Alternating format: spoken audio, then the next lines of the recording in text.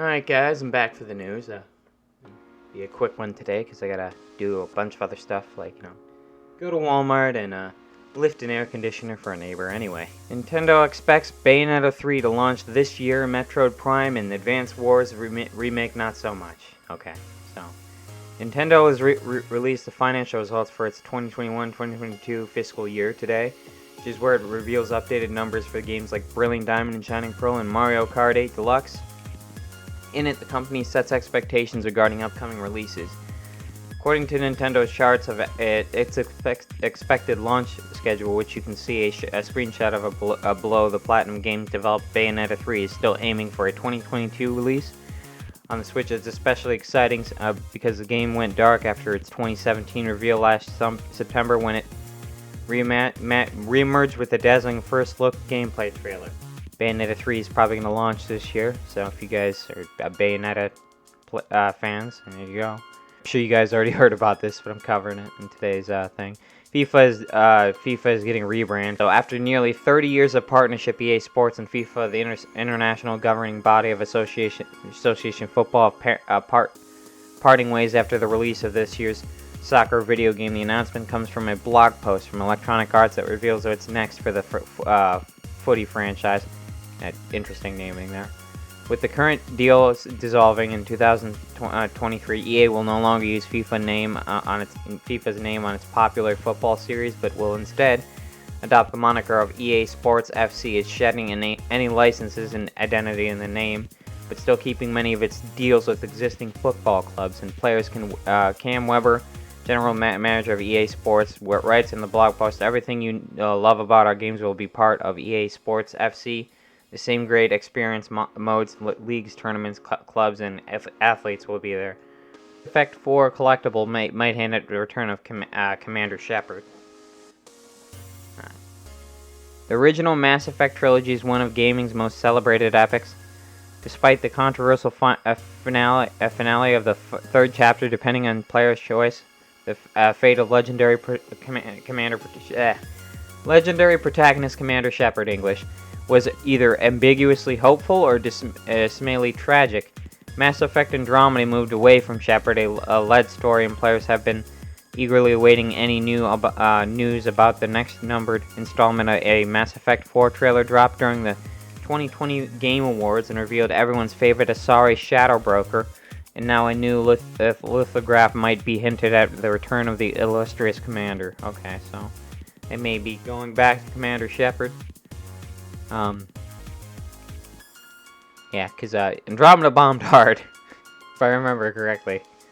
So yeah, interestingly there. Sony has reportedly registered a new PlayStation 5 model, and they kept saying something about a PlayStation 5 Pro. I'm not even sure if that's what this is, but it would make sense to put out a new model on the market, so the market share is split, and so people can actually get their hands on a PlayStation 5. I don't know, with all this stuff that's going on, but, it doesn't really matter if it's a slight increase or an upgrade or just a new different type of model of the PlayStation, honestly. Just let's split that market share, if you know what I'm saying.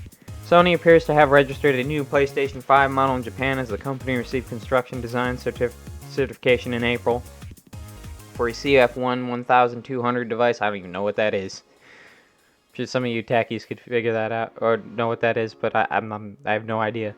That uses updated radio equipment. This approval is likely for the PlayStation 5 as the Sony console uses a CF1 1XX model numbering scheme. Having received the certification in April from Japan's Ministry of Internal Affairs and Communications, it said radio equipment, so does that mean I doubt they're talking about actual radio. I think they're talking about radio waves from Wi-Fi or something. I have no idea. That's the only thing I can think of. Having received certification in April from Japan's Ministry of Internal Affairs and Communications via VGC, the new hardware is designed to conform to the latest radio and wire. Yep, that is what it just said.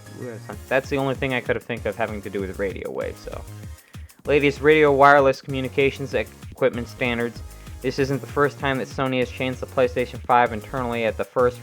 This is just a revision. I doubt that there's going to be any changes. They're probably just going to silently changed something on the production line, so they're probably not getting a new model, to be honest with you. Shaved some weight off the console, added a thumb screw to the base. This CFI 1102A version also included a small heatsink. So they're basically making hardware changes. It's gonna be the same console, they're just updating it. Last year it was reported that a PS5 internal redesign in development, while Sony confirmed that it was thinking seriously about an architecture change to alleviate supply chain issues caused by the global semiconductor shortage. Since it launched in 2020, the PlayStation 5's external appearance has remained the same, and this looks to be the case with the CFI 1200 model. Okay. So yeah, they're just silently changing some of the internals. They're not really coming up with a new console, from the looks of it. Last one here for today. Pokemon Home will add support for Legends Arceus, Brilliant Diamond, and Shining Pearl soon. So coming up, guys, weeks. This actually was posted yesterday, so. Pokemon Home will add support for Legends Arceus as well as Pokemon Brilliant Diamond and Shining Pearl in the coming weeks with update 2.00. With the new update, Pokemon Legends Arceus and Pokemon Brilliant Diamond and Shining Pearl will be mutually compatible with the Sword and Shield, Pokemon Sword and Shield allowing Pokemon to move freely between them using the Pokemon Home app, albeit with changes to their movesets. Okay. Pokemon Legends Arceus and Brilliant Diamond and Shining Pearl, God, mouthfuls, will join a complex ecosystem that also includes Pokemon Go, Pokemon Let's Go, Pokemon transferred from 3DS games. The latter, however, will continue to support only one-way transfers with Pokemon Home. So it's basically like a 5-way now? 6-way? 5-way? No, 6-way between all the games. To illustrate the system, the official website included this handy infographic. So this is basically going to be a hub between all Pokemon games from now on made, assuming that they're going to keep this for another 10 years or so. I have no idea what they're doing with what they're going to do after the Switch. If they just plan on making Switches from now on, like Xbox improves Xboxes every year, and PlayStation 3, 4, 5, you know what I mean? So, like, I don't know. It just makes sense to just make improved hardware of that brand now. I mean, I don't see them going back and doing something different.